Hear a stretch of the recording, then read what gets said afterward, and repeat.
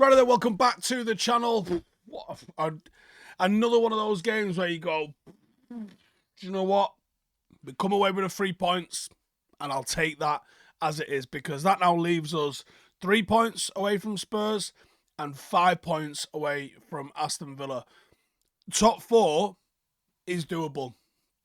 It's obviously within our hands, but it's doable. It's not just, is it like, oh, I think we might be able to get away with this here. No, I think we're going to end up inside top four. But there's got to be some level of better performances. Now, I'm not going to be too giddy with this because Kenilworth Road is a serious place to go to for anyone.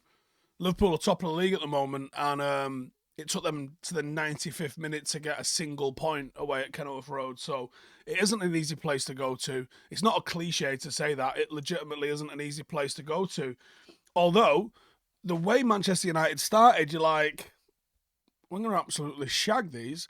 And ultimately, it didn't end up playing off like that because, well, actually, I don't know why. United got 2 goals up in 7 minutes. Rasmus Hojlund, you give the guy a shot. I think he had 3 shots in total today. Comes away with 2 goals. It's a ridiculous, genuinely ridiculous strike rate that he's on at the moment. And he's in an absolutely ridiculous rich vein of form. Rasmus Hojlund is a serious striker. A serious striker. And if you get players that are going to consistently find him, he will score you goals and he will win Manchester United trophies. He's still extremely young for a striker. And despite how young he is absolutely smashing it. He's tearing it up. I don't think people quite realise how good what he's doing is with the level of service that he gets.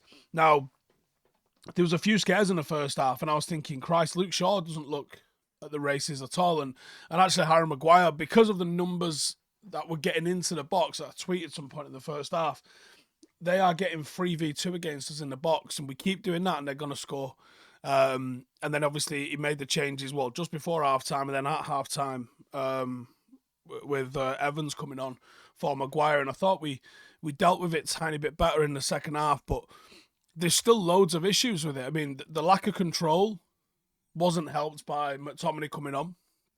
It's not what he does. It's not what he brings to the team in any way, shape or form. So you're kind of gambling that maybe we can get something on a set play, maybe, or I'm genuinely not 100% sure.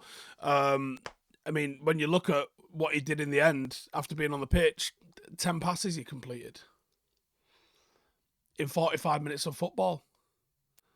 Like, from midfield. It's just mind-blowing, actually.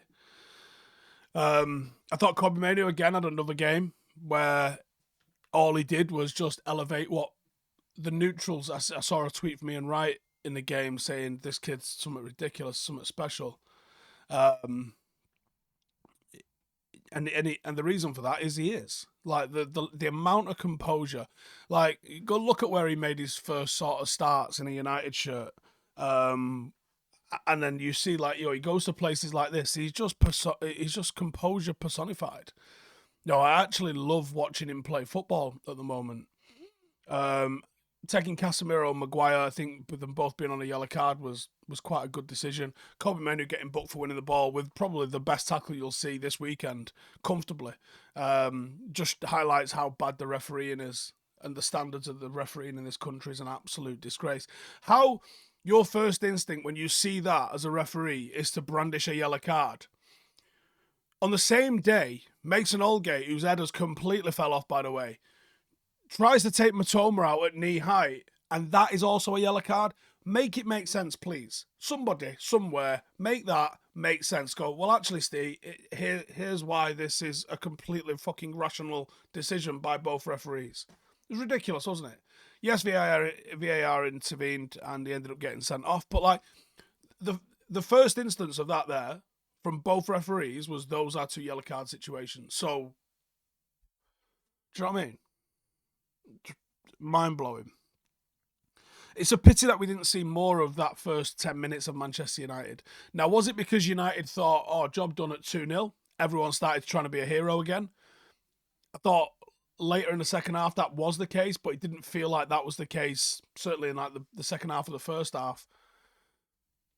Or was it that Luton went, well, we're 2-0 down. That can be 4 or 5 if we stay as we are. And, on first watch, I didn't. When you're watching a game, I'm watching United more than I'm watching the opposition. It's on a rewatch that you start to notice some of the things and go, oh, that's what Luton did. So off the top of my head right now, I don't know what Luton did. That made them take the ball and get ahead of us. But Ross Barkley had an unbelievable game. I know that. I saw that. As did Lokonga next to him in midfield. How did it feel like they had 4 or 5 men more than us in midfield? And I don't think Casemiro or Menu or I was going to say Bruno, but I felt like Bruno was worse with the ball. I've had a look at his stats, and his stats tell me that he wasn't that bad with the ball. I think it's probably padded by quite a few nice short sort of bounce passes that maybe lifted up his numbers a little bit, because it felt like United didn't own the centre of that pitch. We had 40-something% possession, 42% possession. How have we done that? And how have we come away with, all right, yeah, they scored 1 goal. Wasn't a hell of a lot that Onana had to do, though, was there? Which I'm not mad at, because, for once, it's a game where Onana's not needed to be the busiest guy in the world, but I don't know. I don't know. I don't know what Garnacho needed to do to get a goal. He was everywhere. He was a constant threat. I thought Marcus looked a little bit of a threat. But, yeah, still quite a ordinary game from everybody. And what's going on with Luke Shaw? What is going on with Luke Shaw? How can't he... Why are we playing him if he can't last more than a half? How do we not know that going into it? Either way, in terms of what that does for us now in the league table, that's where the positives lie for me. We're in 6th. There's 6 points between ourselves and Brighton. 7 points between ourselves and Newcastle, and aren't they doing well? We've now got a positive goal difference of +1, absolutely massive. Tottenham and Aston Villa right in our sights. We are the informed team in the league. Doesn't feel like it, does it? Genuinely doesn't feel like it, but we are the informed team in the league. I don't think we'll catch City. I think Arsenal and Liverpool look like they're probably going to outlast it, so I think it'll be them 3 and probably United in 4th right behind them.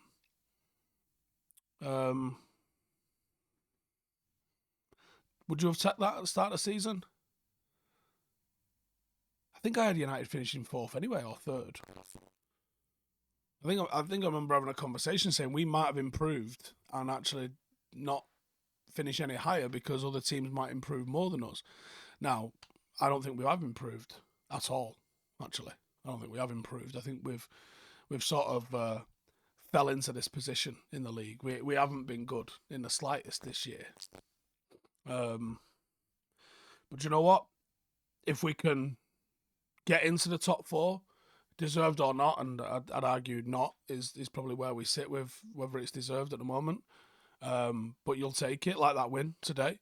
I don't necessarily think United fully deserved it. Don't think we deserve to lose. But all the way through the game, all the way through the second half, I'm sitting there thinking, feels like we're losing this game. Feels like we're desperate for a goal. Actually, we're winning. Really, really weird feeling about that game. But if we do get into the top 4, well then, I'm good with that. You draw a line under the season and go, wow, we got absolutely shafted by injuries. Let's consolidate over the summer. We have this genuine positivity happening around everything going on with the backroom staff. And let's see what sort of impact they can have going into the season.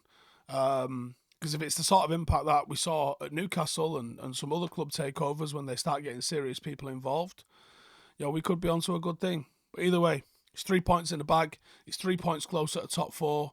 Loads of time to play still. But, yeah, let's take the positives out of that. See you in a bit.